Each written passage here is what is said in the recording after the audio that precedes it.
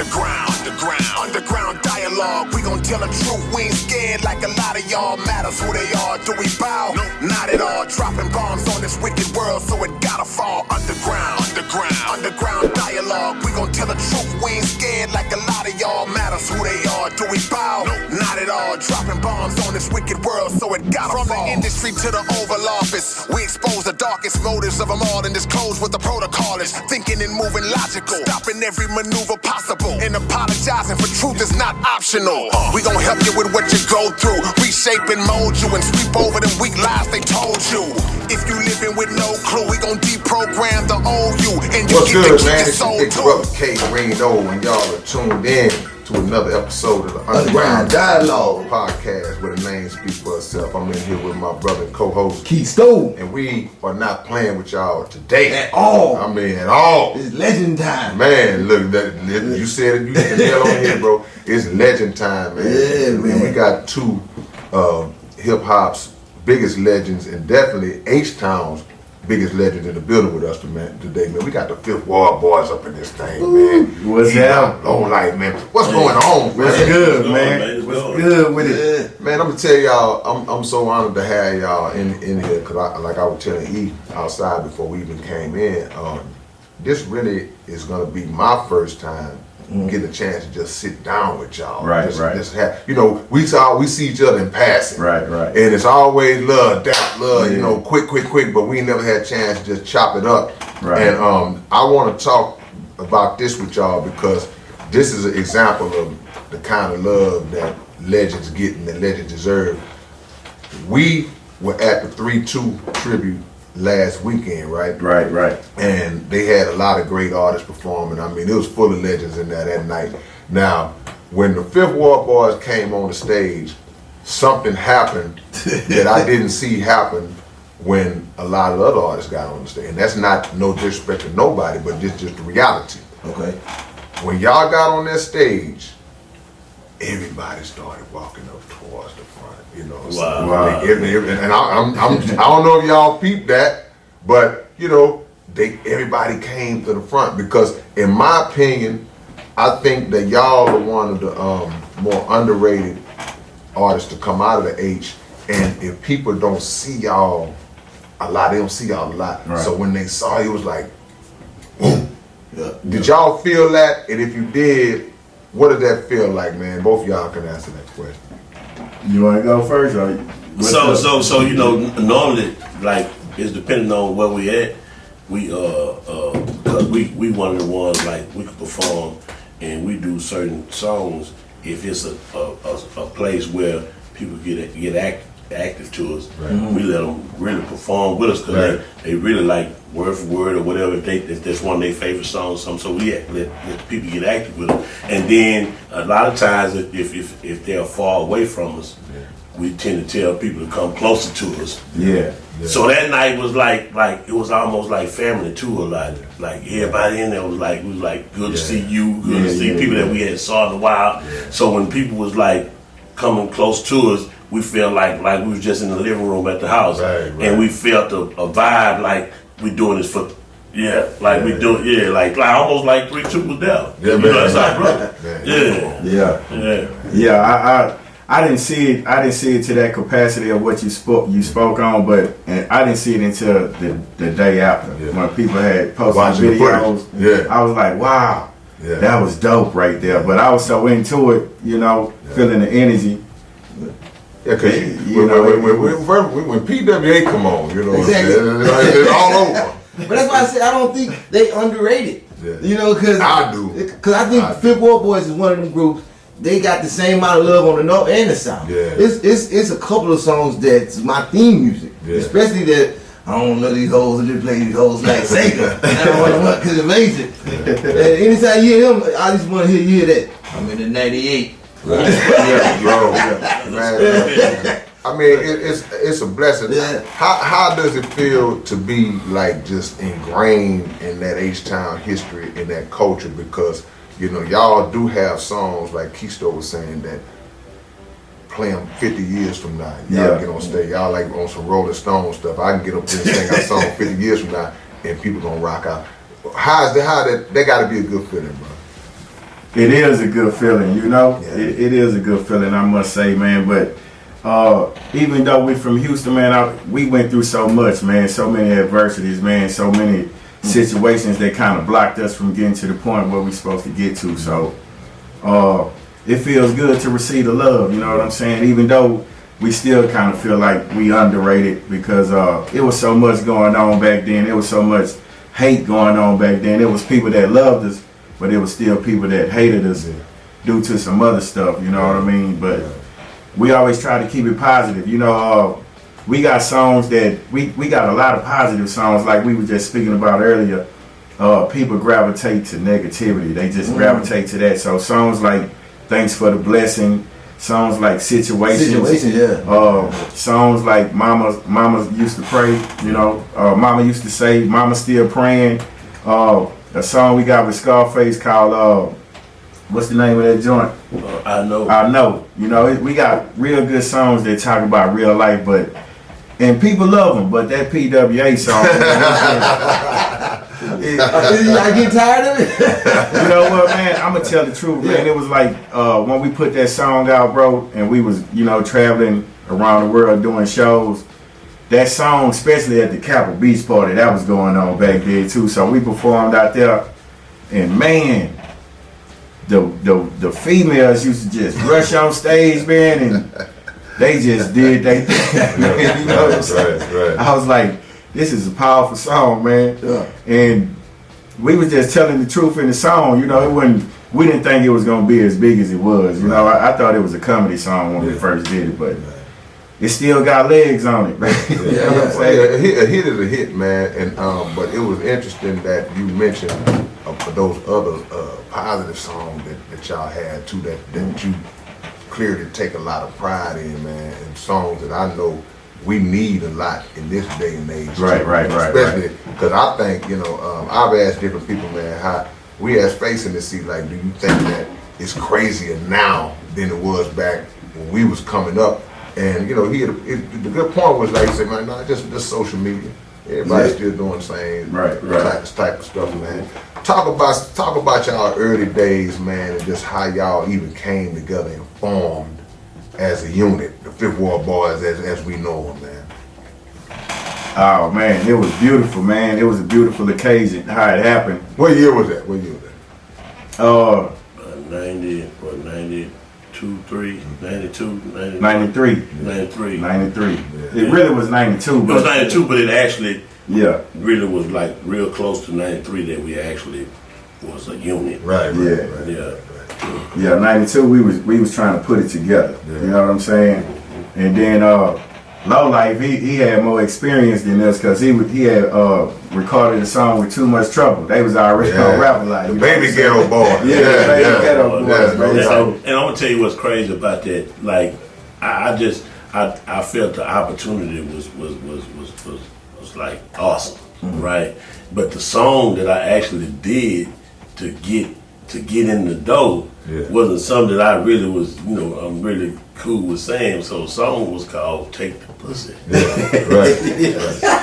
forgot the name of it. We got a verse on there. I ain't never took none, never will. You know?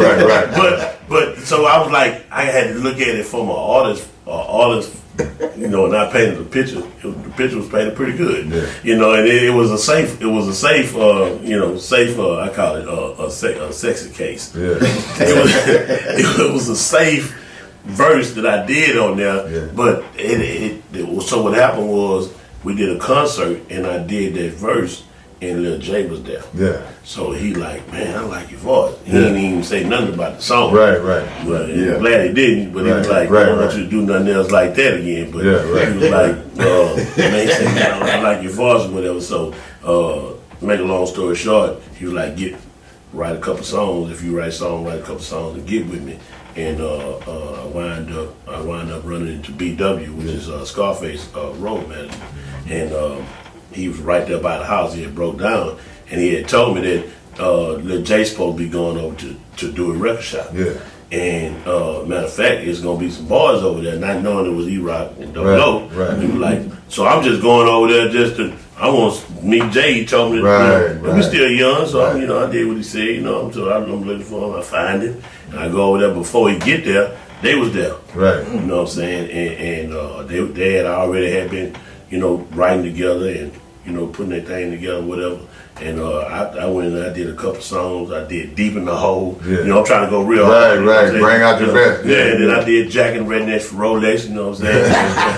You know what I'm saying? And then they broke it down to me after Jay got there, and do it. He was like, man, so these boys been working hard and stuff like that. I came in there to really do a solo. I had been knowing Rock. Right. We stay right down. So y'all knew each other. Okay. Yeah, we stay right down the street from each other. You know what I'm saying? Yeah. So he was like, well, I want to put these out because they already been working together. Yeah. And then we'll work on the solo unless you want to get in the group. Right. I'm like, that's a no-brainer. Yeah. I'm like, that might not never happen. Right. So I was like, if they don't mind, let me get in the group and we can go from there. You know what I'm saying? Yeah. Man, first of all, that's deep. Ain't nobody finna turn down that solo and get in no group. Right. So that was strong for you to even have that kind of heart to say, man, I come in and join with these guys. Cause 99 out of 100 would say, well, I'm gonna go and do my solo. I'm gonna wait on it. Yeah. I had a lot of, from knowing Rock and what they was for him to say that, I had no knowledge to my own to know that like they must be pretty damn good. Right. You know what I'm saying? They must be pretty damn good to go ahead and say that. So I'm like, I'm gonna take a shortcut. You know what I'm saying? I'm gonna at least get on a couple songs. I told them, I say, hey, put me in the group. If they all right with it, I'm good. So Rocky, I was like, come on with it. Let's get it on. Yeah, we was. I was really trying to push it because I knew both of these guys, but they never knew each other. Yeah. So I went to school with P.W.A. at Wheatley. We played basketball together, had classes. And he went to Wheatley first, and then he transferred to Milby. So I had met him back then when he was going to Wheatley through some mutual friends. And man, when he came through the record store, I was like, man, we got Nash over here. We got Dub right here, baby. We finna have some fun. Let's get this group going. So, man, after that, we was just trying to come up with a name after that. Right. We even put a show together right there on 610 past Astro Village back then. Yeah, Astro Village. Right on the feeder, man. We had a concert and we still didn't have a name for the group. Yeah. So we was just like, we Fifth Ward. Right. You know what I'm saying? We named ourselves the Record Shop. Yeah. We was Jamie Records for a minute. We had a bunch of corny names. We still trying to come up with it, So how y'all land on that Fifth Ward? Like we boys and we was Fifth Ward. How y'all? That is. That's pretty much because it was like, man, because we was really trying to get away from the boys thing. As far as the ghetto boys, these boys and these boys, but like it made sense because all three of us were from Fifth Ward. Right. So we just it made it quicker. To not everybody be thinking like I got a good name. I got a good name too. You know what I'm saying? So it just fitted all of it. So we just ran with it. Like sometimes you can overthink stuff like that. Sometimes keeping it simple be the best way to really rock it out in the first place, man. So go ahead. I was gonna say it seems like that was one thing that Jay used to do a lot. Cause I think Scarface got sort of the same story where he's in one penny, he wanted to put him in a group. Willie D said he had the same story too, where he was one deep and they put him in a group. Is that something like the formula that Jay used to use? Cause now that I'm thinking about it, it was mostly groups. Yeah. I think I'm down there. Brock elaborate on. I think more because with rappers, it had a few groups. When they had the Poor Righteous Teachers. Groups was big back then. Right. And so R&B had like nowadays everybody's solo. They ain't really got no groups no more in R&B. So it was more R&B that had groups, and then like it wasn't really a whole lot of solo stuff. Back then it had a few, but it wasn't a lot. But groups.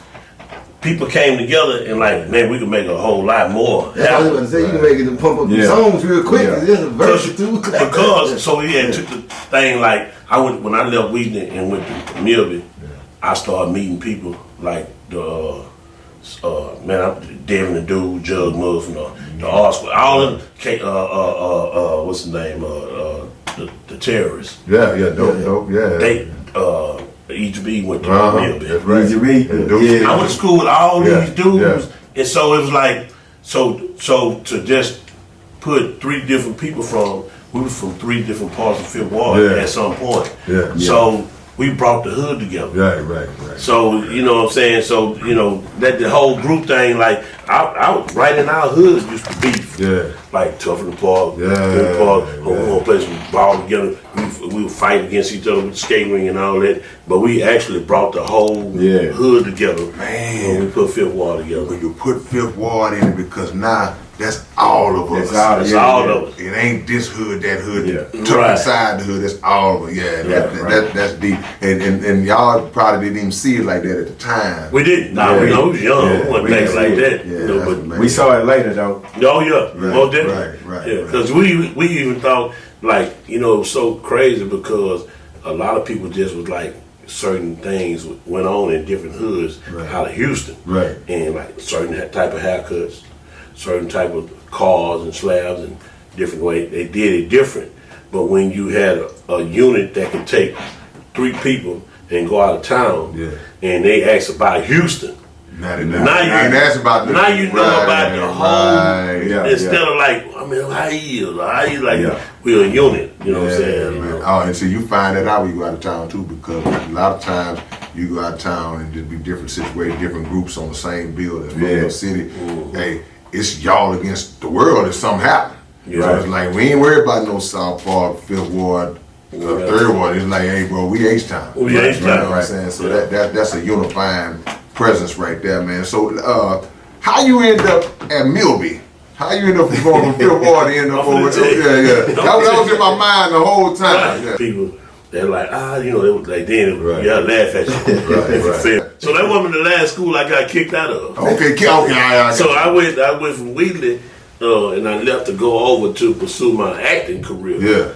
And they had a better program on the acting side over there. So I left Wheatley. And then another thing, I wasn't doing too good grade wise at Wheatley. I didn't want to fail and go back and be with the so I left there and I went over to Milby for 2 years and did a lot of things over there. Met a lot of people and class clowned around to where when I was over there, I wound up missing the whole 12th grade. Acting the damn football. Right. And I failed over there. Yeah. So I wound up leaving there at Milby, and I wound up going to EFR, and I was like, man, I can't be one of them dudes at 20 years old just graduating. Because I still want to graduate. So I wound up going to EFR over there on the east side, and I wound up graduating over there. Bouncing around. I bounced around, yeah. Yeah, people that bounce around like that, they usually have ways to make, they the ones that just very got the best personality, they can make friends like crazy. Right. Oh yeah, no doubt. And you know what too, it gives you a pass in different hoods too. It's like, Yeah, you do. Real school where everybody from this neighborhood, I'm here, he cool, he good. Yeah. So E, when y'all start hitting the studio, what was that process like? Say, how y'all sit down and start coming up with songs? Y'all just got together. Was it just, hey man, beats? Or, hey man, what we gonna do? How we gonna come up with these concepts? And all that? Oh man, it was, man. As far as getting in the studio, man, that was a battle. Yeah. You know, because Rap-A-Lot had too much talent as it is. Man, you know, hell of a roster. You had to fight your way in the studio. Yeah. You had to earn your way in the studio. So, me and P.W.A, we first went to the studio, met Beto. We started meeting all the fellas, man. So, we was excited. Man. We went and saw the studio, but we didn't record them. We just got to meet people. Right. So they had a studio right here off of Jungle Style. It was called Jungle Style right here off of I remember. Jumping. Yeah. It was lit over there, man. I'm talking about, you know, Rap-A-Lot had Ghetto Boys, 3-2, and Big Mike the Convicts, Choice, the Terrorists. Yeah, Mellow, Big Mellow, It was just too much. Another roster, man. So everybody trying to get in the studio. Everybody looking for Beto. You know, everybody want N.O. Joe to get the beat because his drums was slapping. Right. You know, it was crazy. So me and P.W.A ended up being security guards at the studio. Yeah. We wanted to get in there so bad. So somebody broke in the studio one night. That's how that came about. Somebody broke in there, stole some equipment, and they was like, "Damn, somebody gonna have to stay here." Yeah. We was the first ones raised our hand, like, right. "Oh yeah, if we stay here, Yeah. we thinking like if we stand here, we went in the studio, Right. we got action Right. to try to get some beats." You know what I'm saying? Right. The first, soon as Beto come through the door, "Hey man, give us a beat, man." Right. But he cooking up beats, and we sitting there watching and looking. Yeah. And when he finished the beat, "Hey man, I can't wait to get on that." "Oh, this was Scott." "Oh, we gonna shoot this to Big Mike." Right, You know what I'm right, saying? right. This for Ghetto Boy. Right, Right? You know? right. So, Yeah, man.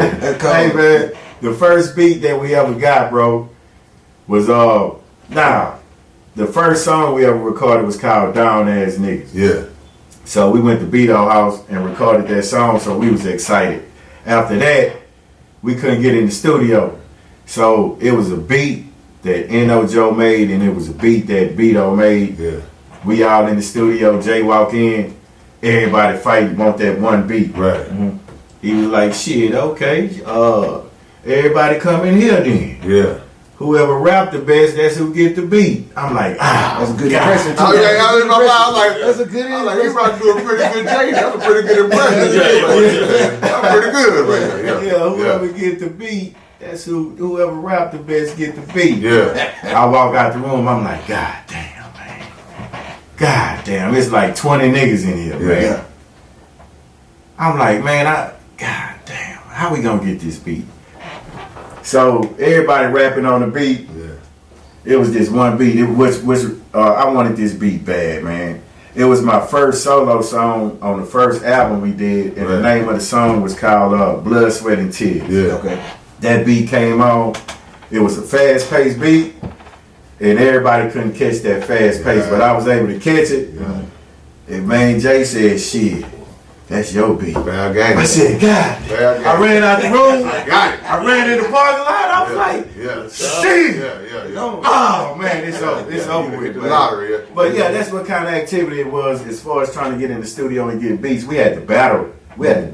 Oh, see, but you know That what? bring out the decent. But that's genius, Yeah. though. That's genius on Jay part because he basically just throws y'all in the pit and said, In the pit. So he made you come with it. One piece of meat, Right, y'all right, together. yeah. Because it's Yeah. it's gonna bring out everybody's best more so than if he would just, hey man, y'all just chilling and relax. Here's a beat for you. Here's a beat for you. You know, it might not have brought that dog out as much. You know? Let me tell you this story, man. It was one, like, this was kind of happening like almost every night. So it was one night, Gangsta Nip was there, man. They put this beat on. Yeah. Nip was walking around. He took his shirt off. He was like, Yeah. I'm finna go hard, psycho. Yeah. Big Chief was in there. He was like, "Come on, Nip. Come on, Nip. He ain't the ball." Nip said, "Ugh." He went and cut the lights out. Then in the 90s, That's when you the really lights focus. is going off, the shirt coming off, and psych on, mode, man. psych mode kicking in. Psych ball Yeah. kicked in, man. All I remember is he cut the lights out. Yeah. I bagged up in the corner.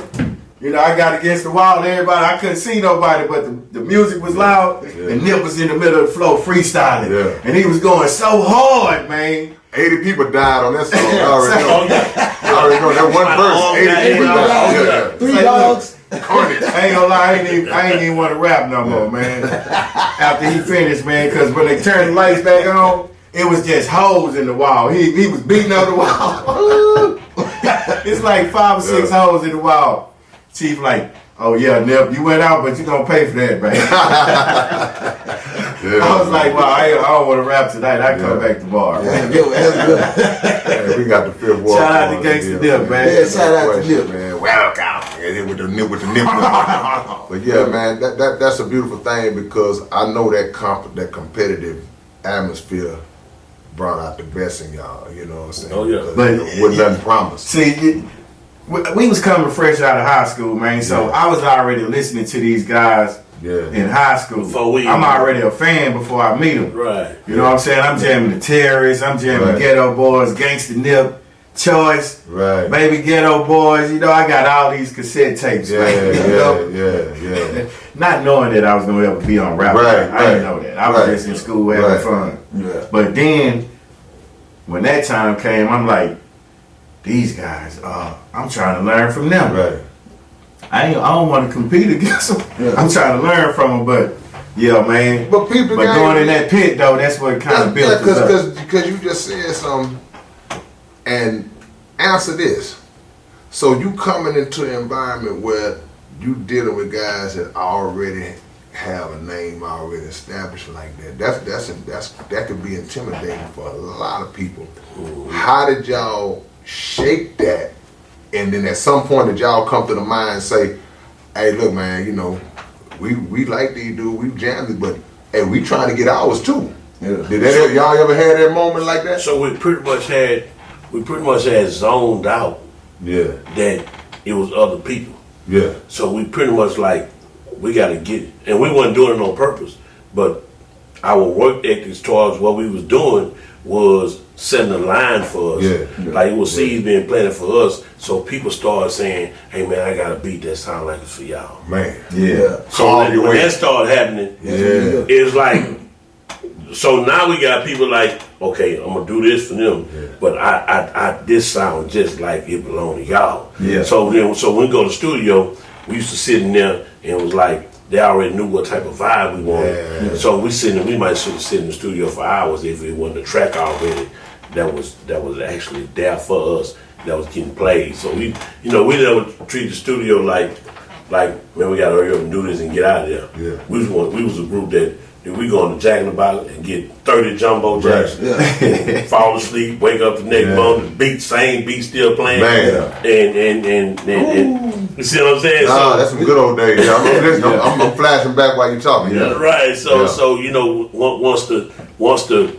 portion of the our industry, Yeah. meaning our label, had started catering to us, Yeah. it gave us a little more room to know it was something about us that stood out. What it was the quality, and you believable, and y'all was that chemistry there just automatic. It's like a three-legged three-leg race where somebody passed the baton. Nobody ever dropped it. It seems like it just got better and better and better, and even reminds me a lot of like how UGK is, you know, because it's the combination, which makes the group. You know what I'm saying? Contrast. Yeah, the contrast. Styles. Yeah. Nobody sounding like the other cat in the group. That's big in the group. But y'all always came with it. I mean, like Being a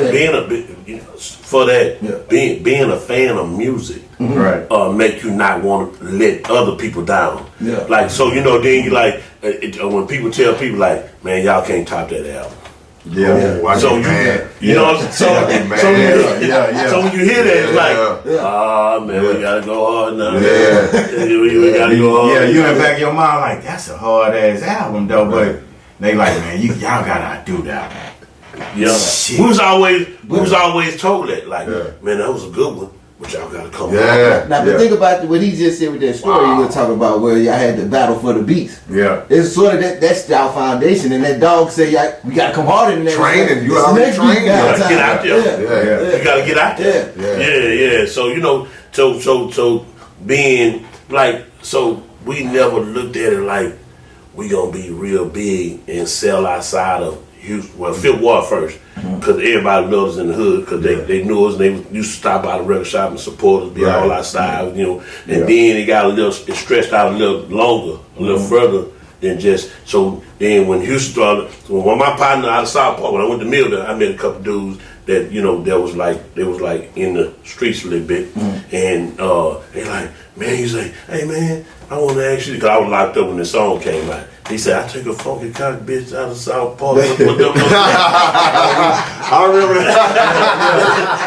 So look. So that was me saying that, man. I had said that because I didn't know. Look, I never knew that line was gonna start some shit. Yeah. So my partner. Man. So like I was locked up when they said that. I never thought I was gonna make rap again. So when I got out, my partners, I used to go. These partner dudes, I used to go to their house and I can go to sleep. I know their mamas and they got food in there for me and all that. So he, for some reason, that line stuck to him. Yeah. My partner out of Pearl Home in the back of South Park. He was like, He felt some kind of way.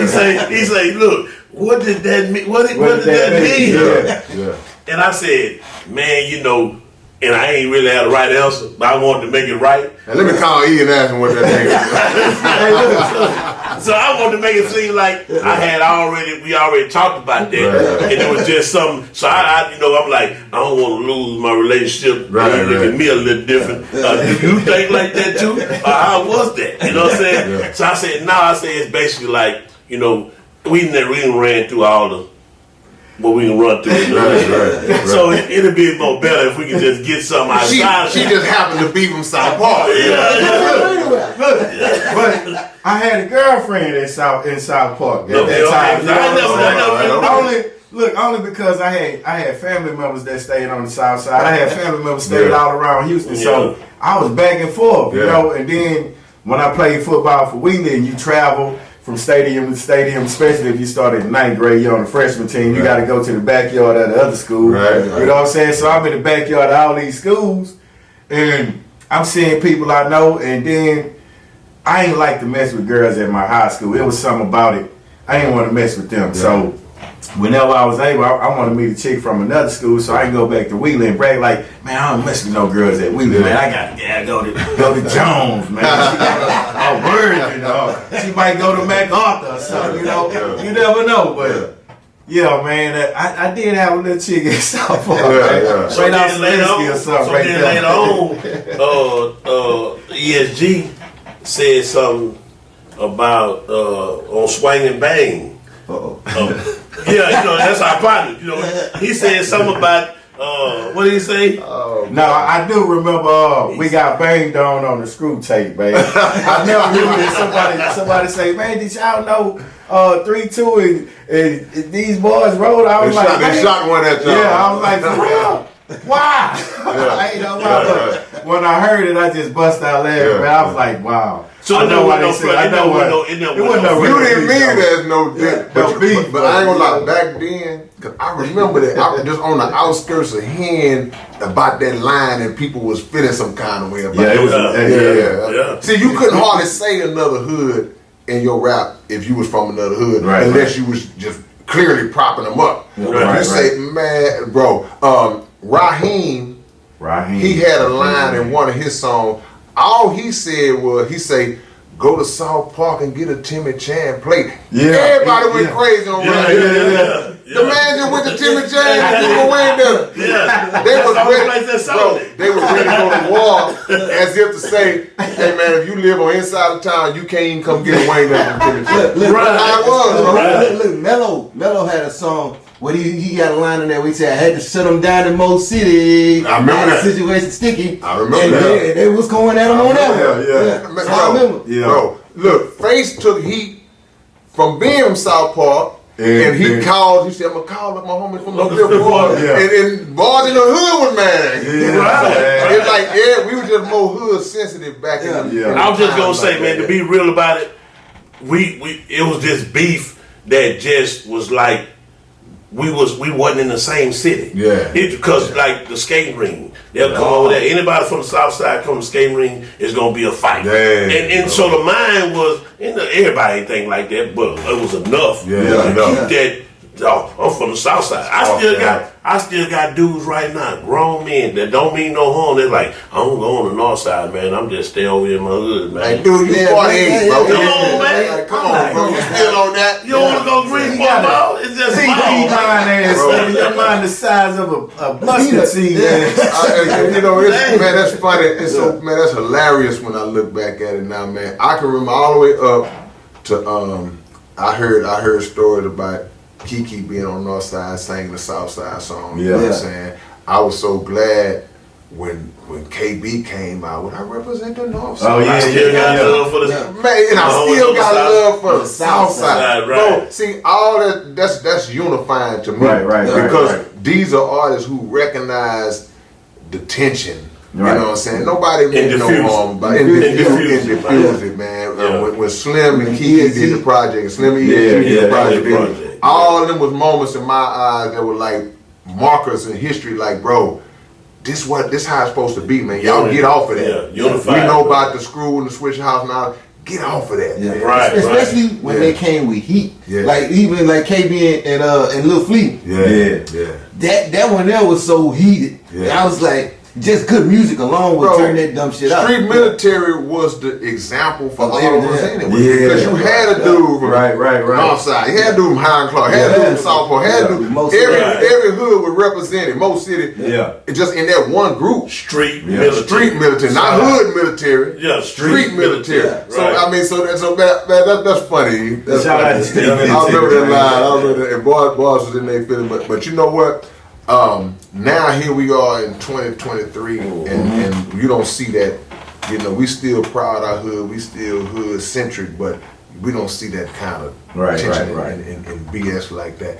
Man, how have y'all been able to just keep y'all's connection and friendship all these years? You know, you see guys come and go, they fall out, you know, and having their issues. How have y'all been able to just keep it going, man? That line that was spoke on the roof on my brother's keeper. When he said, man, we all we got. Yeah. So we was in so many different situations to where we was all we had was us. Like when we went out of town, Everybody we went you know what I'm saying? What happened at what? Don't finish. I want to hear about But when we went to certain places and people got shot and killed outside of clubs, or beat up and killed inside of clubs we was at, it was like we had to make sure where we was at. You know what I'm saying? Because we didn't know what they had going on with that. Right. So, and we was in so many different situations to where we, like, to this day, like, we know everything about each other. Might not know everything about each other, but we know enough to where I know to call him. You know what I'm saying? Because he might help me with this, you know what I'm saying? And it's just that brotherhood, like we had just like a marriage, you know what I'm saying? He had hiccups, you know what I'm saying? But we bigger than the hiccup. You know what I'm saying? You know what I'm saying? We can drink a glass of water and get over the hiccup. We all have been every clique. So that's why, you know, that's because we went through a lot together. And we still here to talk about it. Like Army brothers. Right. You know, when somebody, you gotta watch somebody, he's like he in the trenches. He in the trenches, but he's responsible to make sure you stay alive, and you responsible to make sure he stays alive. Pulling the coattail. Right. Hey man, come on, man. We got right. And that builds a certain type of respect and bond that you just don't get. Right. So that kept us. That kept us together. We still do it. We do a lot of things together. You know what I'm saying? You can tell the chemistry's still there. Yeah, they're my brothers, man. I love these guys, man. You know, I love them like brothers, man. You know, we know each other, mamas and parents and brothers and sisters. Like it's been a long time relationship, man. So I respect that. And yeah, we went through some ups and downs and turnarounds, but we never let that overcome our whole love for each other, you know. That's family though. That's the definition of family. And y'all now have spanned generations to where I'm sure, you know, y'all children are like, hey, that's Uncle E, that's Uncle Logan. That's exactly what they When his son called me, that you know what I'm saying? My son's a little younger, but he say, man, I don't rock the door. I say, you still do, you know what I'm saying? So that's what it is, you know. That's what that and it's a cool thing to have homeboys that you've been knowing all that time. You knew them before their children was even thought of. Now they got grown children. It's like, dude, I've been knowing your daddy longer than you've been knowing your daddy. You know, so that's the beauty of life, man. What about creatively, man? Did y'all ever have any issues creative? Like, man, I don't want to do this song. No, we need to do this one. Hey, have y'all ever had any experience any of that? Yeah, P.W.A. Who didn't want to do it? See, that'd have been me. I'm the so-called conscious guy. Right. Now, around that time, I might have did it, but it was minus the weed and alcohol. Right. Yeah, he would have been the Navy bean. Yeah. It'd have been PNP, bean pie, you know. But who didn't want to do the song? P.W.A. was the first one, right? He laughed at it. So when we used to go to the studio, right? Before we even get there, I take my tablet, I just start writing down ideas, song titles. Okay. So by the time I get to the studio that night, I have about 50 song titles, just ideas, right? So I'll pass it around like, hey, check out these ideas I came up with, see if y'all like something. So P.W.A. had the tablet, and he reading down the list of each title. He said, pussy, weed, and alcohol. And he bust out there, he was like, man, you stupid, man. Don't nobody want to do no. What made you come up with knowing that? that he was a stupid fuck. So So yeah, supposed to be stupid anyway. I was asleep one night, I was just, I don't know, it's something about it. I done wrote so many raps in my sleep, I can't believe it. Yeah. But I was asleep one night and my mind was going, and I'm just in sleep and my mind like come up with something. So I woke up that morning and I'm like, I asked myself, what are the 3 things niggas like the most? I'm in Fifth Ward, all my partners, I'm like, when we gather up, what do these niggas talk about the most? Yeah. They gonna talk about me going meet some chicks. Somebody gonna say roll up one, and somebody gonna say, man, let's go get some Hennessy, man. Yeah. Let's go get fucked up. I'm like, Yeah. pussy, weed, alcohol. Okay, let me write that down. Not never knowing it was gonna be something. So when P.W.A read it, he bust out laughing, and it sat there for a little while. Yeah. That title sat there for a little while, but I ended up sharing it with Red Boy. Yeah. And he was like, that's a dope idea. I was like, yeah, man. I want to get Willie D on there because he can do, when I wrote the verse, when I started off, that first pussy, I got that from Willie D off his first album. First album. Controversy album. Yeah. So I was like, I can start the verse off like that, and it'll remind people of Willie D song, and maybe I get some hype off of it. So when I said the verse to Red Boy, he was like, shit, you might as well make that the hook. It's like, man, if we do that, we got to get Willie D on here, man. So I went and did my verse. I called Devin. I wanted Devin to be on there, so Devin came and did the hook. And then Will came and did his verse. Right. So, and then P.W.A and Low came and did their verse later. Yeah. And that's how it all came together, man. What made y'all push it? Because if you were saying it's just No, I got pushed. The radio. So They didn't get pushed. No, we went through some turmoil first. Yeah. So the first beat that we had for P.W.A was Mary remix. Yeah, Mary Jane, Scarface, Mary Jane. That was the remix. So we couldn't be mad like that song did so good, but we was mad at the time when the beat got took from us. Yeah. So the lyrics were just floating. Right. But Mike Dean had done that beat too. Yeah. But people Shout out to still Mike had Dean. felt like, man, that's a bad song. Like you got some heavy hitters on here. Like we talking about outside of us. Right. So like the song was like dangerous. Like, so we gotta put it on a project. So Chief was like, we gonna get somebody to put a beat behind that the lyrics. Right. And that's when Mr. Lee. Yeah, Mr. Lee. Mr. Lee did that beat? Mr. Lee did the beat. And JB. Rest JB, man. JB. He Yeah. played JB money. See what I'm saying? Come on, money, He played man. the guitar on it, and you can see the vibe how we wrote. So when Willie D had did his verse, and like he was in the studio, and I can remember like he was like, man, I was just listening to the words, God, dog. And he was like, man, so it made him. Like I still remember this day when it came, so it was recorded already. So when the beat got made to that, okay, now we through with the project. Yeah. So some kind of way, the radio heard this song. that's how it happened. Whoever heard it from the radio station, they had hit Rap-A-Lot and say, man, if they clean that song up, now we never thinking that this, because it was so nasty, and perverted. Right. It's like we ain't even thinking like it's a good song, don't get us wrong. Yeah. But it's other people that had like, man, it's bad motherfucker. Yeah. So the radio said if they clean it up, we'll play it. So we came with Women's Season Night Out. Hey, look, we made it so quick. But look, so what's crazy about it, how corny the radio version is. Our high school asked us to do this song. Yeah, we That's like, how heavy we the can't song. do that. Hey, look. So we went in Forest Brook High School. We in the gym. We had good intentions on singing the radio version. Yeah. That ain't so. Say, man, we even got, because we play lyrics behind our words. Yeah. So man, the song came on, and how can you clean up pussy, what he said in the first part of it? So it gave all access to a teenager to say what their mama done been playing. But tell the truth, Somebody got fired.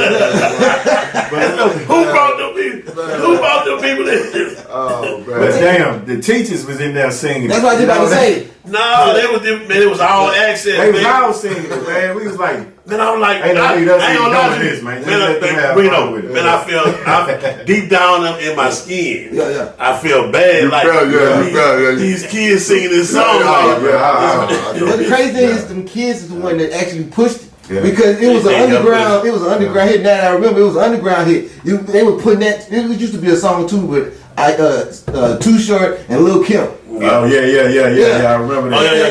They pushed it on underground though. You don't hear it on the radio, but Yeah. it was pushed so hard underground that the radio had to call you. Yeah. Right, Yeah. and they did. So we did it another time. We did it another time. We was in Prairie View. Okay. They wanted us performing on the field. Yeah. I felt a lot more comfortable. Yeah. So we out there on the field, and then you got parents still to this day. When my daughter got married, the DJ was so happy to be DJing and play, and he played it, and like for the older people that was in there, they were like, boy, that's a hurtful song. Don't you tell them to cut that song up. So I started ducking down in the seat. I'm like, oh, they ain't gonna get it. Man, every artist got some, once you kind of grow up, you got some cringe in the moments. Yeah, I be like, I got songs, I be like, man, please don't play that, bro. Don't play that one. If you love me, you would not play that. For real. But that's how funny how life is, because you wouldn't think that'll be your number one biggest hit. I ain't gonna lie, I would. You did? No, the song is phenomenal. And see, I'm gonna tell you how dope But the you song heard is. the catalog? Hey, man, bro, look, when that guitar lick hit, you Oh. can stop it. You ain't gotta play. When you just play that piece, everybody know what it is. Yeah. See, those are the kind of songs, man. Yeah. That's iconic song. Like, I don't care if you in Houston, I don't care if you in Mississippi, I don't care where you at. When that guitar come on, as soon as it hit, we already know what it is. Yeah. You know what I'm saying? Yeah. So that's a beautiful. So what happened in Hawaii, man? I'm trying to get down. I don't know nothing about this. Hawaii, man. So when we first got there, we was thinking that, especially being in Hawaii, we never. First, you got to tell them who was on the tour first. So Who I was on that so tour? Face wasn't flying at the time, so he wasn't there. So Big Mike was there. Okay. Bushwick was there. The Baby Ghetto Boss Yep. was there. Drunk D and Ghetto. Mom was there. And Barnum. I can't remember Mom. Barnum wasn't there, but But I know Drunk was there. I remember that. Yeah. I remember. I can't remember. But DJ Quick was on DJ Quick was the there. ticket. Okay. And Boss was there. She was there, Yeah. and so when we land in Honolulu, and that's where the army base is at. So like we like, man, let's walk around a little bit, you know what I'm saying? And I had just got out of there, so I didn't like. We chose going to Hawaii over dropping the album. Yeah. We might not ever get a chance to go. We're not knowing that we gonna go some other place. Right. Yeah. But it was like, so we chose to go to Hawaii. Like, man, y'all put the project out, or y'all want to go to Hawaii and have fun? Yeah. Like, no, we're gonna go to Hawaii. Yeah, they was on our ass too. So we shot over there. Studio time. Yeah, y'all know y'all got. Yeah. We put all our stuff in the hotel. They just called us about this trip though. Yeah. We'll get to that. Yeah. Right. So we put our stuff in the hotel, and we walking down the sidewalk, and we see two people, Hagen and Tony Hagen and Oh yeah, from the hood. and Roger. They was already waiting on it. They heard we was coming, so Yeah. they come from the base. Right. And they come down the sidewalk. So we meet them, talk to them. They like, we gonna come to the show and all that. So we go, we chill, whatever, go Jack in the Box, whatever. We go back to the room, and then we Bushwick, boy, he hot. Wait, but before you tell that, you gotta when we get to the hotel, as soon as we get in the lobby, the police just come out. Yeah. Say, hey, y'all stop right here. They just see a bunch of brothers from this. We look suspicious. Right. There's a bunch of us. Yeah. We walk in the hotel, they was like, stop. Okay, we just gotta tell y'all something. Don't do this. Right. We better not catch y'all doing this. You spit on the sidewalk. Could spit on the sidewalk. Going to jail. Some kind of We watching y'all. Yeah. So after that, we was like, oh man. But it's just the first island. Yeah, this is the So first like, island. that's what we ran to on that. So Bushwick come out the woodworks. He hot. He didn't throw a chair through the patio glass. And I want my money. I want my money. And he hot. So he's like, for some reason he was like, man, I gotta blow some steam off. So he's like, and come down here with me. We go down to the gift store. And this little gift store on the corner. It's for the tourists to go in and whatever. And like man, what Bushwick want out of here? So we walking around in the store and all that. So Bushwick say, ain't having that backpack, G. So I get in the backpack.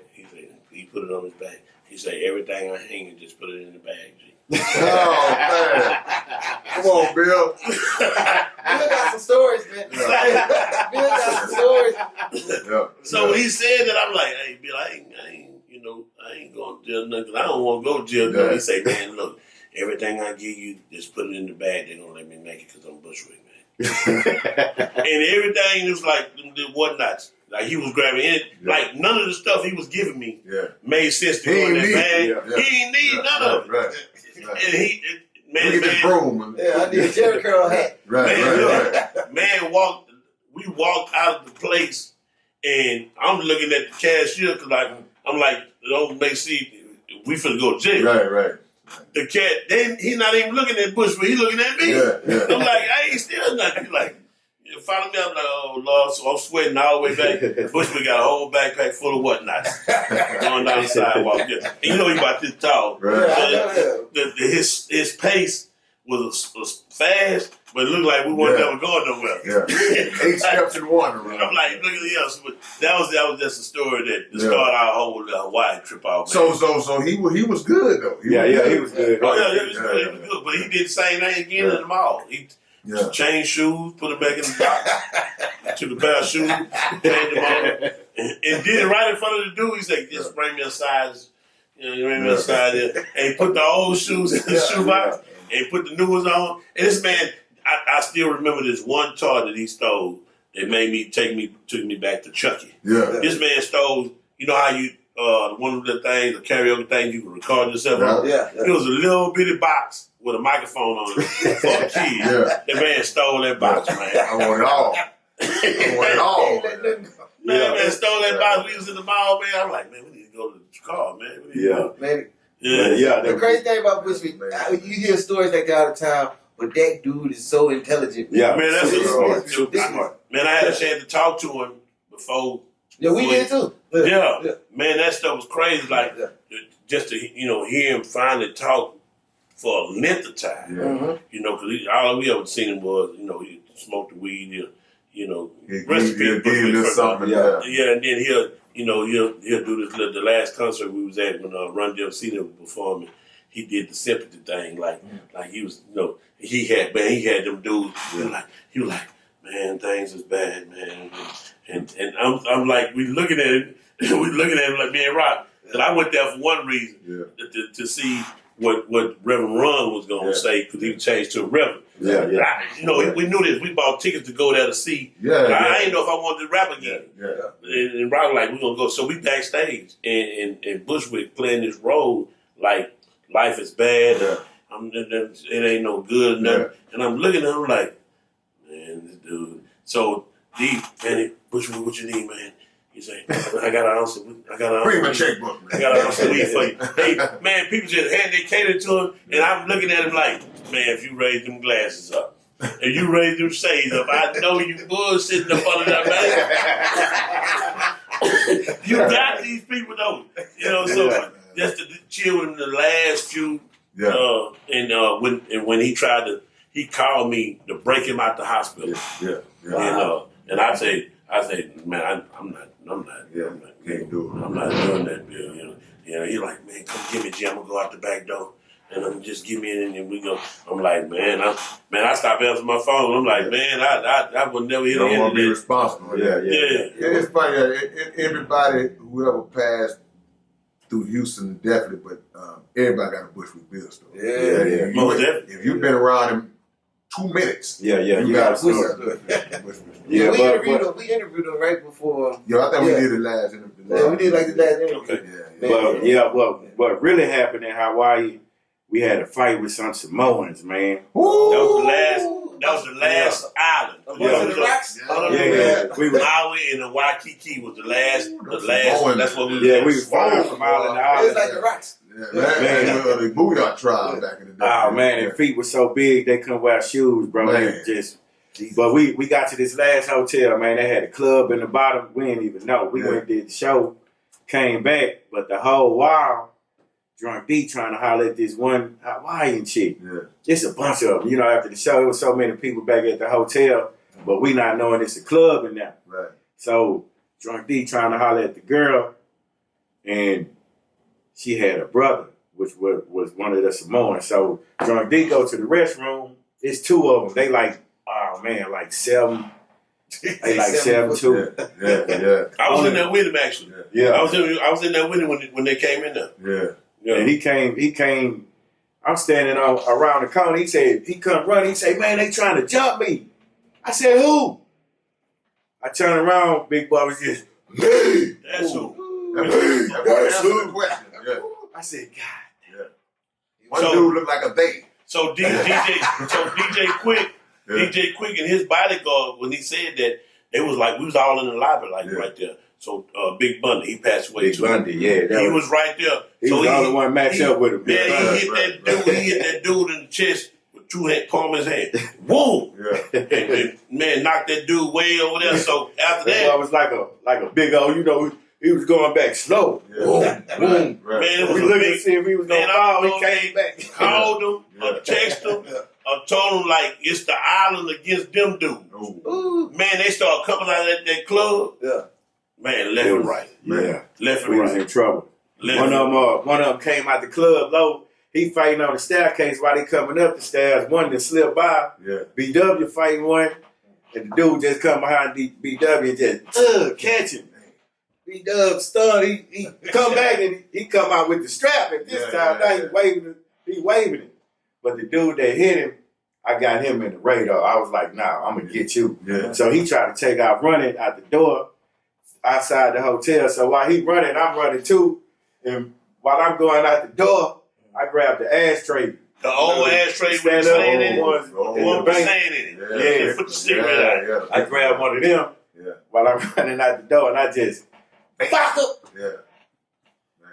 Then after the girl was hollering, "Get off our island! Yeah. Go back to the big island." That's how we do. That's how we Drunk do. D It was slapped against us. It done went all the way up. Shut up. Yeah. So now I done hit this dude. He done fell. I know he messed up. I'm like, hey y'all, retreat, Decepticons, retreat. Yeah, he the whole his They say the whole police top of coming. his ear came off. Yeah, when they say the police was coming, I automatically snap back to when we first got there in the lobby. They gave y'all When they that said, hey, speech. yeah, my mind. They say, because they said if you go to jail, you ain't going to your first court date ain't going to be. Couple months. Yeah, a few Yeah. months. So Yeah. you're going to get Where left. you going? You can't run off Can't that. go. Right. Yeah. Gotcha.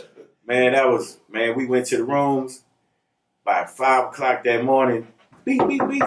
Knock on the door. Come down to the lobby. The police here. I was like, man. Yeah. Let me change clothes. I don't need nobody. They say we all look alike, so if I change clothes, It wasn't me. Man, Yeah. It wasn't me. that was the But they friendliest got us law lined in the up. world. Yeah. they got it down there. Every time we lined think up. we going to jail, but every time they pointed at somebody, they say, "Man, we ain't say." They say, "He said it wasn't him." Right. Yeah. Ooh, that's the other side. I get down there, man. The dude I hit with the ashtray, he standing by the police with stitches, Yeah. bandages. I was like, oh man. Right. I'm standing up. They was like, who was it? Him. Pointed dead at me. Oh, we pointed at you. Yeah, Okay. he pointed straight at it. I Yeah. say,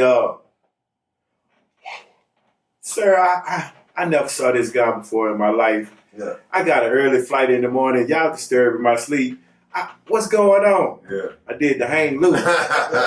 No, you do this out there, you good. Right. It's like, man, I don't know what's going on. Like a Lolo. Never saw this guy before in my life, and y'all disturbing my sleep. I got an early flight in the morning.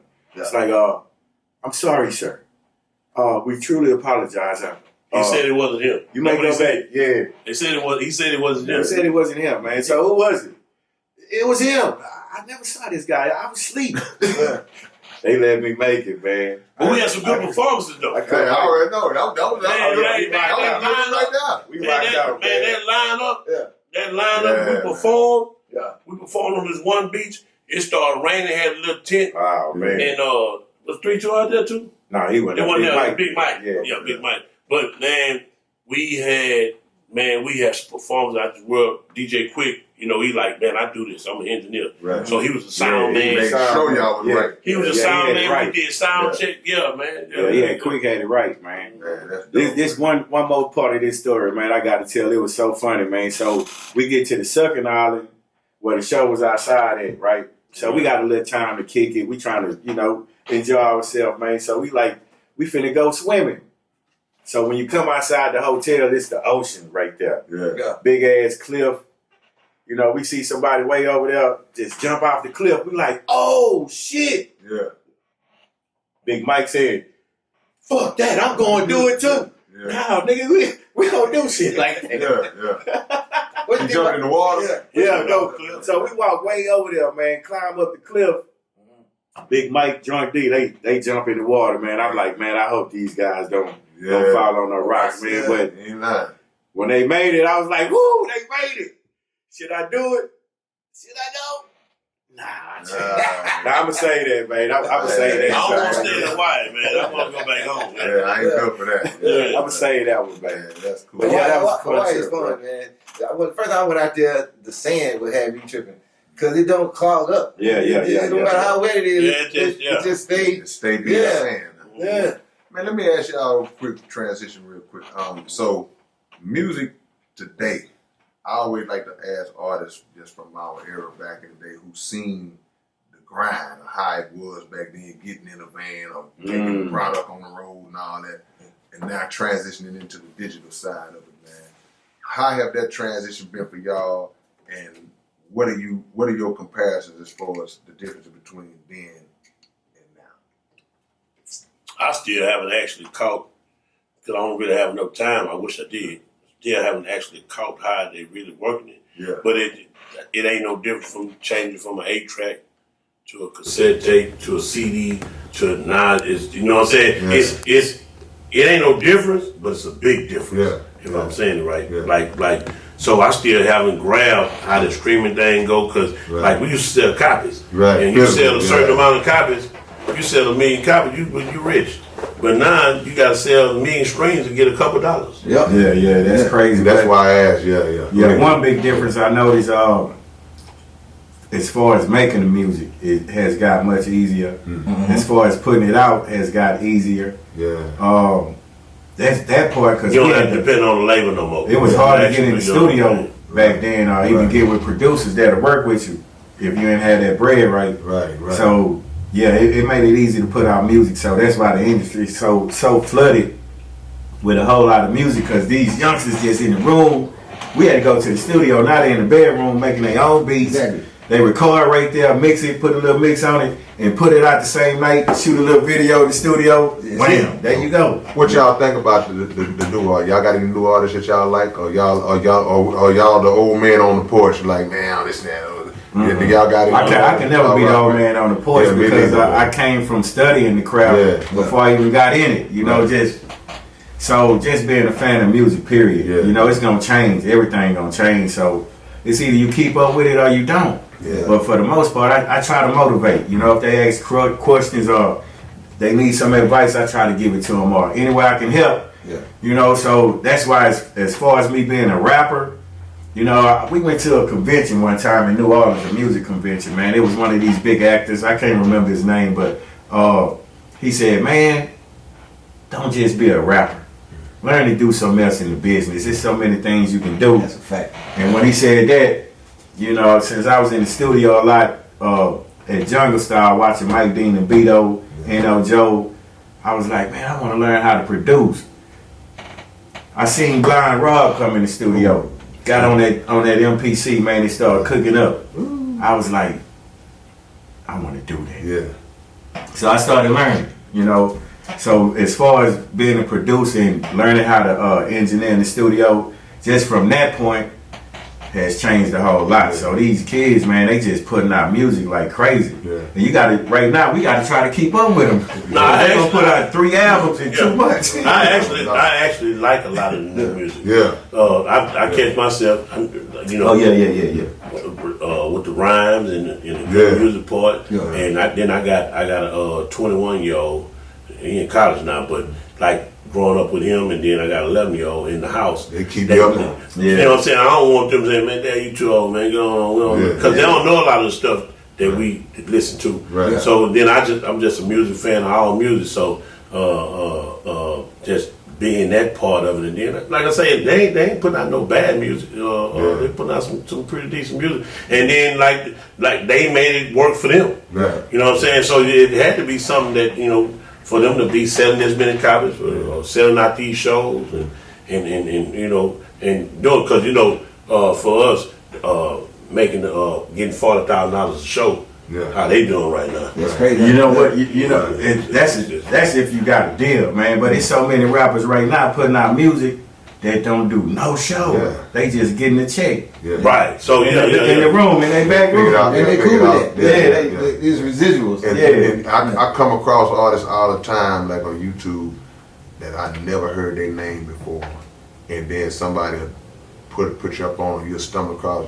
$600,000 followers. Yeah. Like, man, this dude is popping. I ain't never heard it do. Never heard it before in my life. But it's a freedom that was gained from, you know, by artists for that, because like you said, we was kind of confined in that whole mentality of gotta get on a label, Right. do it this way. But now that internet had opened it up to where if you got a little creativity and a little expertise on how to just get it out, man, you can full control, full ownership, and you getting paid. So, you know, I salute a lot of our young people. You know, it's a lot of content that we got to clean up for the sake of our young people that's coming up. Right. But as far as the business side and the creativity, you can't do nothing but salute that, man. Right. And do y'all mentor others, like other groups that's coming up? Do they ever reach out to you and say anything? Because I know the middle fingers, you can tell they got their inspiration from y'all. That group Bun put together, Yeah. you can tell. Okay. Nah, we shout out with the fingers, man. Right on, man. Yeah. So you know, when we do interviews, they'll ask who y'all would like to do a song with, or who y'all like and stuff like that. You know, and some of those guys that like they remind themselves of us. You know, and then I'm like, man, them dudes that, you know, okay, yeah. So and then it's some dudes I'm like, you know, I don't know how far it's gonna go, because they take the music and they get a little money, and then now they turn to a person that they never was. And they throw it all away. You know what I'm saying? Yeah, that's the only part I don't like, man. I'm hearing boys talking about spraying the block up, coming down in a Bentley, a drop top Bentley with some Gucci slides and all kind of stuff on, with your jewelry on, and you jump out with a big top and that sounds stupid. So We ain't go together. That's because you know. we all knew rapping what you were doing wasn't gonna last long. So that's what they're doing right now. Like, so they're making good music. Okay, boom, we got a good hit, and then now we gotta do what we saying because they ain't gonna believe us no more. And then they kill their whole career. Come on, man. Behind trying to prove that this is what we really do. And then what's crazy about it, they don't even think about the steps. They tell themselves, keep a phone with them. The tracking device. They call it. Right. So one dude asked me, say, what dude would you like to do a song with? So I told him, a young group of guys, whatever. I told him who I will. I say, but I'm not really willing to go to do the song at his spot. Because I don't know what they got going on. I do the verse and I shoot it back to him. Right. So I'm like, no, I ain't made it this far to crash out on something that I don't even know they got going on. What role did we play in that, as far as a lot of the downfall of that generation? Because that's always been an argument, man. The OGs ain't. They not. It's a disconnect. The youngsters ain't listening, and OGs ain't trying to reach out. That ain't true. So what's that's not true. That's not true. It's just it's not enough of them listening to like we too old to give good advice. They're not listening to the advice because the masses of so you got these younger dudes. They got a group of people following them, so they have to live up to that. They're not saying, man, stop now, let me listen to my OG, and then I'm gonna give y'all some game. So they looking at them like, and then they like, I ain't really got no guidance from nobody. So like I gotta show these dudes the way I know how. Right. So it ain't really no teaching no more. Right. So they not listen. It's not enough. It's not enough. Like even if you had say tomorrow, next week to give everybody enough time. I want all the youngsters to come through. We want to give y'all some good advice on how to stay out here, how we live this long, and then you look up. It may be 2 or 3 people that show up because they don't want to hear it. You know what I'm saying? They don't want to hear it because we don't know what we're talking about. So it makes it harder for a person that really wanted help. Like when Buster got out there and talked recently, when he showed how he did everything and how he lived, and he wanted the youngsters to come together, it might have touched some of the masses of it. But other than that was just happened that day. Yeah. And then tomorrow we back to where we was. What do you think about the attention span these days now? Oh, that's bananas. Ain't no, You don't come with it in that first. patience. Ain't no patience no more. You know, I did 7 years in prison, so I ain't have no choice but to learn how to have patience because they wanted like, okay, I see you tired, I'm gonna let you go. So no, I had to. There was something that had to grow on me, and it took that, and then I had to use that in life after that. So not being in nothing, not going through nothing, don't give no patience to know the attention span. The attention span is very small. Like I can't wait on this. You know, we was at McDonald's, and they take too long to cook the food. 9 times out of 10, I'm pull off and go somewhere else and cook a little quicker.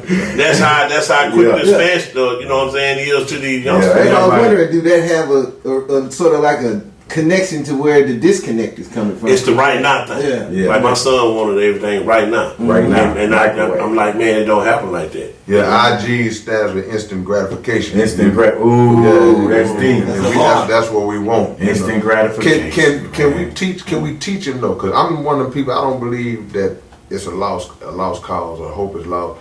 I think we have to make them understand the leadership role that they have, whether they know it or not, whether they want it or not. Right. Like when Lois said talking about the young artists that I got to try to live up to what my homeboys want me to be, instead of reversing that thinking to say, well, hold on, I'm the one that blew up and I'm out there. Right. I need to lead them. Right.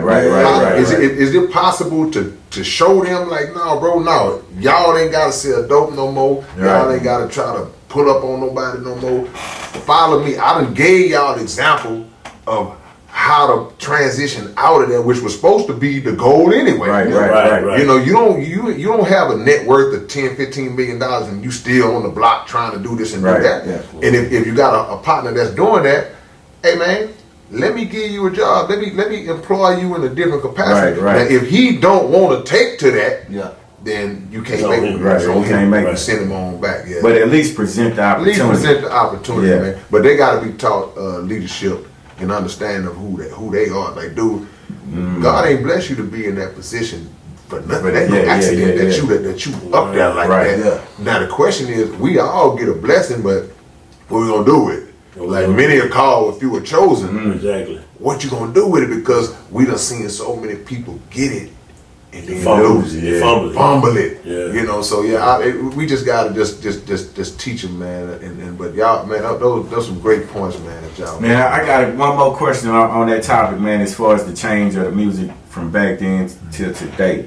So one problem I got with it is that, like, when we was coming up, you know, we was inspired by artists before us, but it was one rule: you can't bite they style. No, come on. You got to sound. You got to have your original style. They ain't worried about that no more. So right now, you can't even get in the game unless you sound like somebody else. They just erase that completely off the tape. Everybody, okay. Oh, he saw. Oh, I'm him now. I can sound you. You sound like him. I'm gonna tell you what's not embarrassing about that. What's that?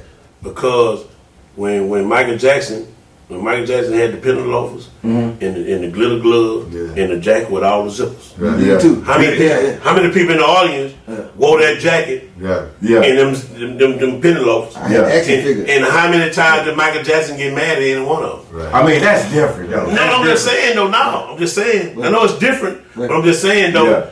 If you look at it like that, like Future ain't mad because they done brought it up to Future. Man, you don't think he sounded like, hey man. So everybody knows that. He said something about what's my man name? The one that sounds just like his designer. Yeah. He said something about him, man. Right, because he felt. I thought that was Future. No, I'm telling you why though. Because that song he had, It sounds just like it. And it was doing so good. Yeah. Future kind of got like, man, he stole my style. And he finna win with it. You're threatening my money. Yeah. So I mean, that's with anybody. See, it would be like if you open up a restaurant and then I open up one right across the street, Right. and I'm selling the Same stuff you got. my burger tastes just like Ron got thrill burger. I got thrill burger. I got the real burger. So in your mind, right. So in your mind, you like, dude, you going into my money. You playing my money because now, what happens is the credit to Future is that he created a style that nobody had ever done before. Right. But the problem when you create something, people gonna copy it and emulate it. So now it saturates the market, and now your original thing that you started is people It's desensitized. Right, and you almost forgot about it.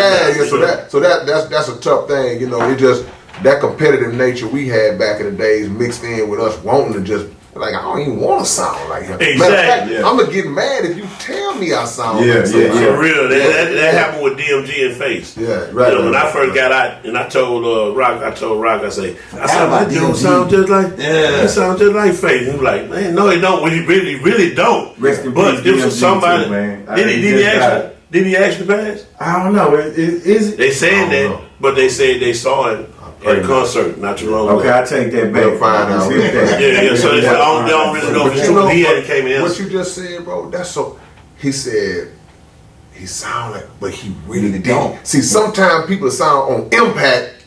You catch inflections off the with rip. voices, but the more you listen to him, it's like, nah, he really don't. Yeah. He really don't. And you know, when he said that, I guess it was just because I was used to hearing Face. And then when I heard him, and people say sometimes I sound like Face on certain songs, or, you know what I'm saying? Yeah. But who wouldn't like on the McDowell, on the Coming to America. McDowell. It's like you'll make it personal think in the mind like I want it, and then you'll go give it a try. Yeah. You know what I'm saying? You know, with the ear though, it's a lot different. But you know, like I say, when I heard that, I told Rock, I say something. Then I started listening to him more.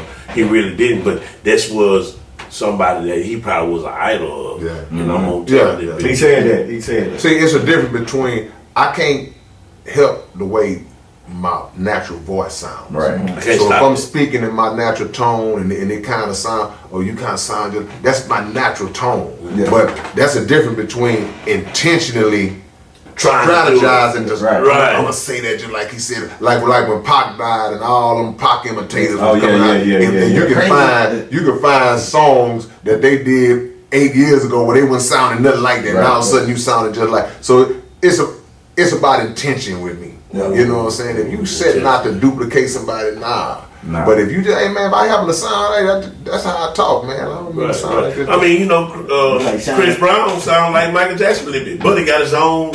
Yeah. You know, and that's how he said that was his favorite person. You know what I'm saying? So he took a little bit from that. Right. Yeah, and Mike took some stuff. Man, look, when James Brown. they like to compare Chris Tucker and DC Young Fly all the time. Right. But when you into both of them, they really don't. They different. You know what I'm saying? I like both of them. So like now I see where y'all kind of see that coming from. But they really different. Right. But yeah, the E point though, that biting was like that's against the law. Yeah, that was a crime. I think when y'all had it like that, it pushed the game forward. It made everything a lot more better. Even creating in the same studio. Man, you know. I know y'all had them moments like, I don't know what to know that right. That's all that matters. That's all that matters. No, we gonna see. Look, let me show you what I got right quick. You gonna take him out there? He be going hard right there. Like, hey, let me show you what I got right quick. You know what I'm saying? Then you said they were like, cause we want to make sure. We on the same page. We leveling up. I know. Look, cause we three different people. But we the Fifth Ward Boyz. Right. You know what I'm saying? Like the Gangsta Kid, the Loud Street Strangler, the Stupid Fucking, I'm the Cocaine Wrangler. So you know what I'm saying? So it was like, so when we sharing that with each other, right? Yeah. It's like, that boy came hard. Yeah. For the sake of the song, but I gotta bring you up to my level. Right. And then we'll say, Oh man, I gotta change my whole verse. That's what I'm about to say. That's what I'm about to say. When you say beat this out, he's like, I ain't gonna lie. fuck that Yeah, shit. change my whole verse. Y'all some good dudes, boy. Y'all some good dudes. We ain't doing like that. Like I ain't telling you nothing. You ain't gonna hear what I say till I go in the booth. That's it. And if I go in that booth and I see you doing this here, no. I'm saying that. Yeah, but you know, y'all ain't really the That's a right way. murderer.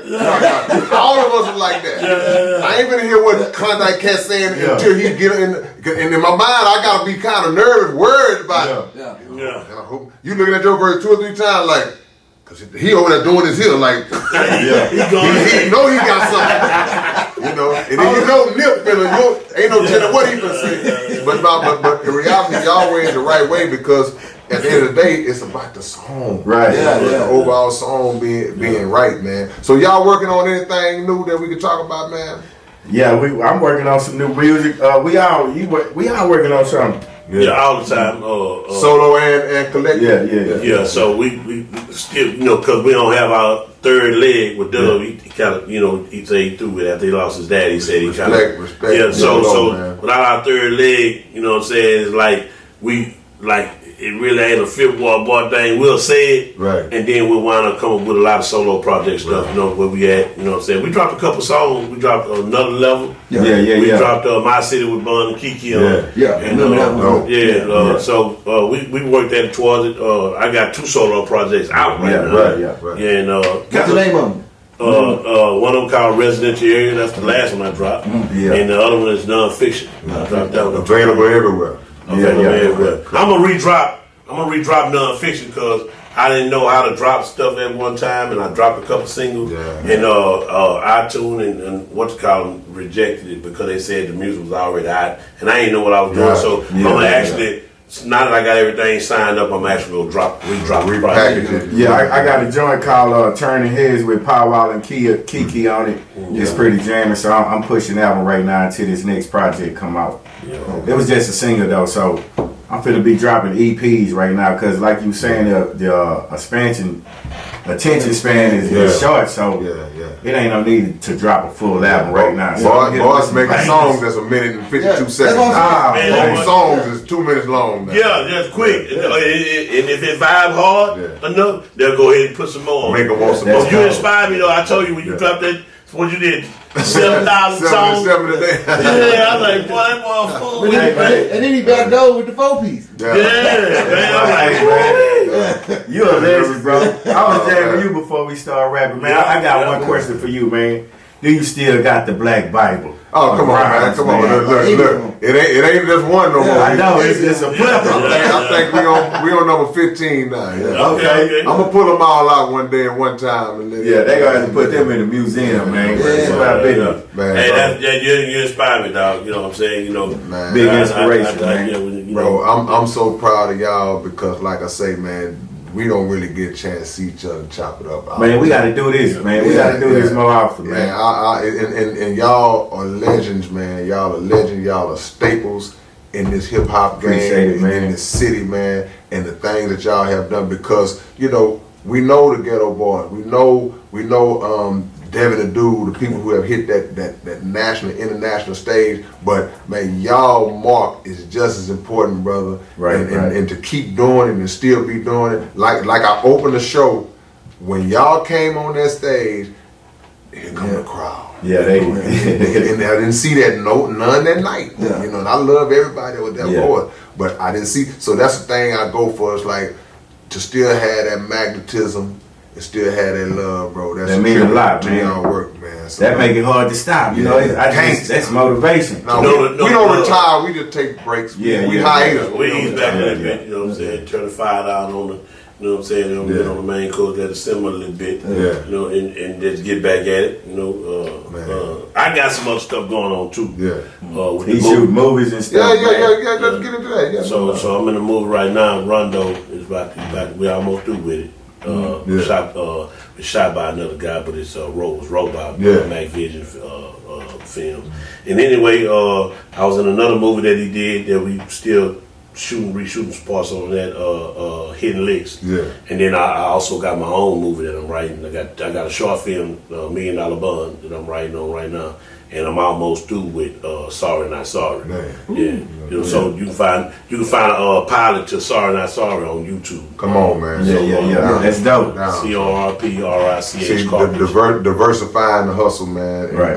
You know, rap has afforded us the opportunity to get involved in other ventures as well. You know, we ain't gonna never leave our foundation for rap, but as you grow, you get into different things. Right. And want to get into And that's just being black. Makes you're not just good at one thing. No We question. multi-talented. Right. Yeah. No question about it. Fifth Ward Boy. Hey man, thank y'all so much, man. Y'all got Instagram information y'all want to get real quick?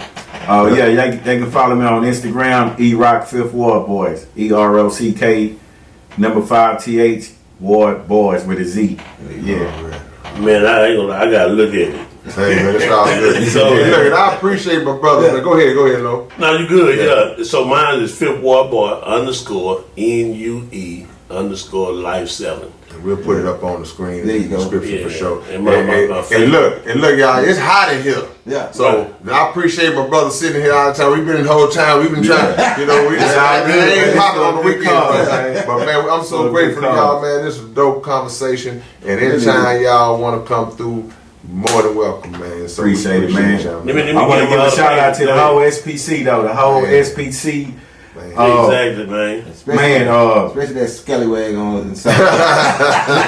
Oh yeah, you talking about me? Right. Yeah, hold on, let me see. Oh yeah, that's good. Yeah, shout out to the terrorists, Dope E. Shout out to Gangsta Up. The whole South Park Coalition. Greenham. Hey man, I've been staple in this. See what I'm saying? Man. 38. Man, look, I went to school.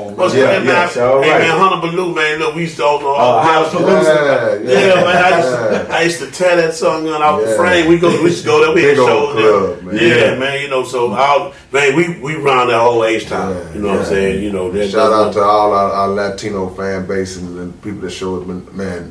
Number love, much love, man. Yeah, y'all go follow my TikTok page too. It's up there right now. 7 NUELIFE _Life 7. Man, He killing the TikTok, man. Okay. I'm gonna catch up in a few minutes, man. Me too, man. I'll be on that. I come to stuff right when it's already played out. So I'll be on TikTok in about 5 years when they done started something else. I just got on Instagram last year. But he tearing it up though. Yeah, my kids keep me up on. They like, man, Dad, you got to step your game up. Yeah, people are getting deals off of TikTok, man. Yeah, no doubt. That's where it's at, though, man. So I'm gonna get more involved. Yeah, we appreciate y'all having us, man. Anytime, man. Houston Ward Boys. Houston ain't Houston without Fifth Ward. Without a doubt, man. Salute, man. Underground Dialogue Podcast with a name. Peace and love, man. We out. What's up, man? It's your big brother K-Rino, and check this out, man. The Underground Dialogue Podcast is offering advertising opportunities, man. You can promote your business, you can promote your video, your song, whatever it is that you have, man. Reach out to us if you're interested in promoting on the Underground Dialogue Podcast. All you got to do is email us at undergrounddialoguepodcast@gmail.com. Get it. And man, look, we got some merch that's gonna blow y'all mind. It's gonna blow y'all. When y'all see the merch, y'all gonna be wanting to just dive through the screen. We got some coming for you, man. We building, man. We building. So watch that thing grow. Already.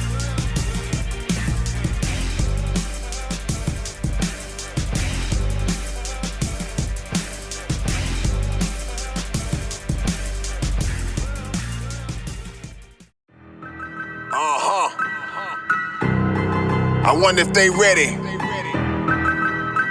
They ain't ready to have this conversation. Or these kind of conversations. But guess what? We gonna have them anyway. Underground dialogue. We gon' tell the truth. We ain't scared like a lot of y'all. Matters who they are. Do we bow? No, not at all. Dropping bombs on this wicked world, so it gotta fall. Underground dialogue. We gon' tell the truth. We ain't scared like a lot of y'all. Matters matters who they are. Do we bow? Not at all. Dropping bombs on this wicked world, so it gotta fall. From the industry to the Oval Office, we expose the darkest motives of them all and disclose what the protocol is. Thinking and moving logical, stopping every maneuver possible, and apologizing for truth is not optional. We gon' help you with what you go through, reshape and mold you, and sweep over them weak lies they told you. If you living with no clue, we gon' deprogram the old you, and you get to keep your soul too.